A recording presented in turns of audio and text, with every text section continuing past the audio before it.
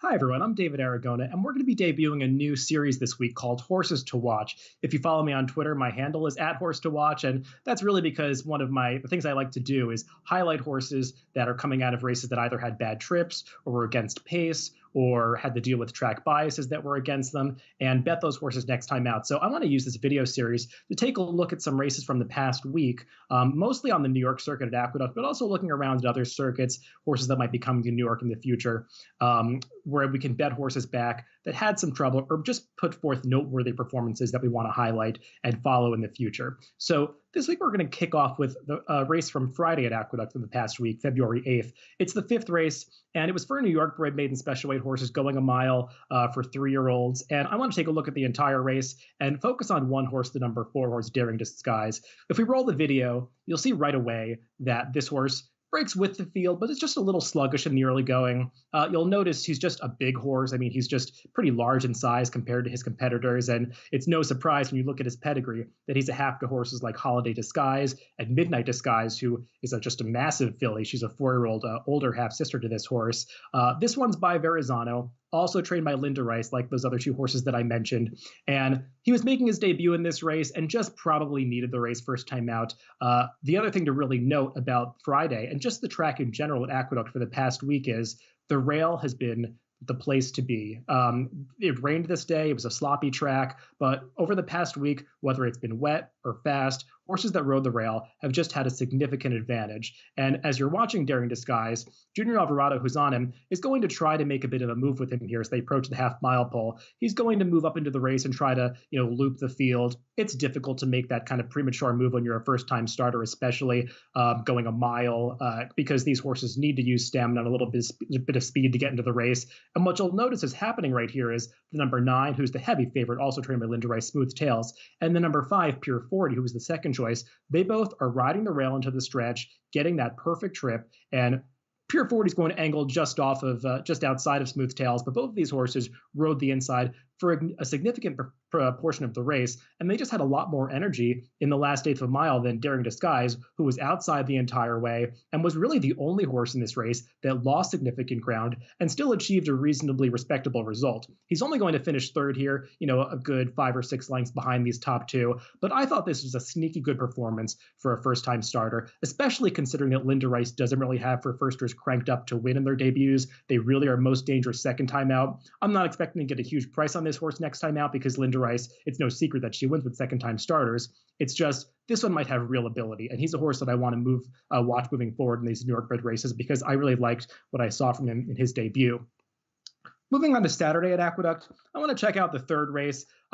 This is the opposite end of the spectrum. These are really cheap horses, a lot of horses that have been off form. They're going a mile and an eighth on the main track. It's a claiming race for $12,500 is the price tag. And this race, it was kind of wide open going in. They settled on the number 4 horse will start as the favorite.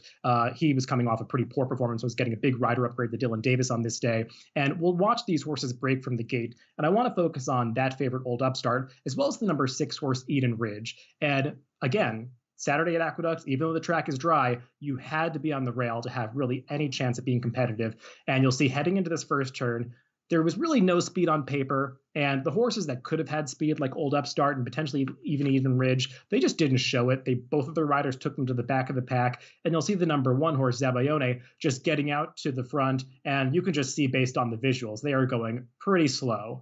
This pace was actually 24-3, 50-2, 115-3 to the 3/4. So they're just basically walking up front in this field, and you can see as they move onto the backstretch, rather than trying to get over to the rail and ride that inside path that's really advantageous, the riders of the 4 Old Upstart and the 6 Eden Ridge let their horses move up into the race outside. That can often happen when the leader is trying to slow down the pace. Horses behind just naturally want to move up into the race. But the mistake that these riders made is they did it moving outside. And that's something that cannot happen when you're riding a race that's taking place on a rail biased track. And heading into the far turn, it's kind of crazy. Even though it's just a 6 horse field, coming to the half-mile pole, you actually have 5 horses stacked all the way across the track. And the 2 horses that are the widest are the number 4 Old Upstart and the number 6 Eden Ridge. I think it's really instructive to look at the track as figures, which tracks how far these horses actually run for races like this where horses are really losing ground. Zabayone, the number one horse, he obviously covered the least amount of ground of any horse in this race. But looking at the stats for Old Upstart and Eden Ridge, Old Upstart actually ran 56 feet farther than Zabayone, and Eden Ridge ran a remarkable 82 feet farther. That's a horse that could have probably run 10 lengths faster if he was running on the rail. And I think that's really important because not only were these horses losing ground, but they were also against the track racing wide. It's something that just can't be done. And you'll notice here Zabayone and the second place finisher Holy Week, they're the two horses that covered the least ground during the race, and it's no surprise that they're finishing first and second. I realize that Old Upstart and Eden Ridge finished last and second to last. To me, that's totally irrelevant because they both ran so much better than it seems. Old Upstart, he just needs a turn back because I don't think a mile and an eighth is really the right distance for him. Eden Ridge, he can go a mile and an eighth, and he's the one that's probably going to be a big price next time out because his rider in this race, Joel Sone, who rides for these connections a lot, this rider, this trainer, they just never get bet. So Eden Ridge is going to be a huge price wherever he shows up next time out. And people might not realize that he actually ran a lot better than it seems in this race. So I'm going to look where he shows up because he can be competitive in races at this level. And Old Upstart is likely to rebound in his next start. So I think both of these horses are ones to follow moving forward. Moving down south to Gulfstream for the last race that I want to look at, took place on Sunday, the 9th race. Now, normally I'm not going to be highlighting races from other circuits, but these are two horses that will eventually come to New York. We're very familiar with the trainers of these horses, Chad Brown and Shug McGahee. And this was a maiden race for 3-year-olds going a mile on the turf, and it was just full of first-time starters. We'll look at these horses breaking from the gate, and you're going to follow the number 8, Valid Point, who's the eventual winner, and the number 6, Bar Harbor. And you'll notice right out of the gate, Bar Harbor just doesn't break that well. He was a big price in this race. He went off at 13-1. Just one of these Shug McGahee first-time starters that really didn't seem to be well meant. There couldn't have been a lot of buzz around him for him to go off at such a big price in this race that didn't have a whole lot of form. And both of these horses, they get decent trips into the first turn. They both get over to the rail. They both save ground. That's what you want to see. While the first quarter was, reasonably fast, they went in 23 and change. You'll see as you move onto the backstretch that the pace starts to really slow down. And you see already Valid Point, the number 8 horse, starting to get a little bit rank. He's a little hard to rate in behind horses. And Javier Castellano was going to do the right thing and move him just to the outside and let him gradually move up into the race as the pace slows down.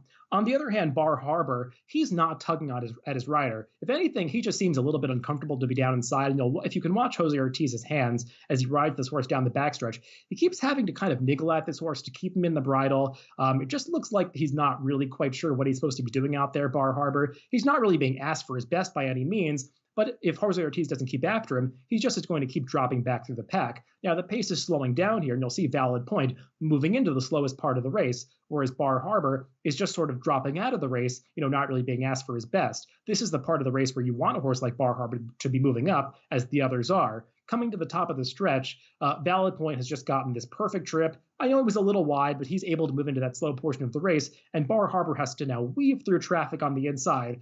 For a first-time starter, I'm really impressed by this kick that Bar Harbor is showing as he's weaving through horses down towards the rail, now one off the rail coming through late. He gets into a tight spot right before the wire, and Jose Ortiz isn't even really riding him across the finish.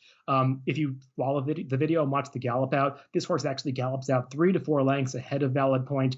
To me, Bar Harbor is just a horse that showed a lot of potential in this race and probably wasn't ready for his debut. He's got a huge pedigree, homebred for Stuart Janney.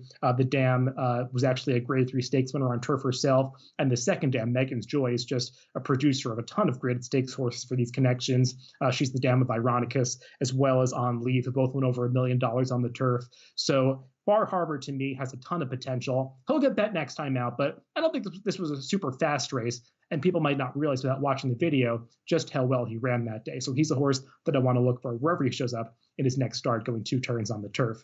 So that's a look at 3 or 4 horses to watch from the past week, and hopefully you enjoy this series and we can make some money betting these horses in the future. So thanks for listening, and I'll see you next week.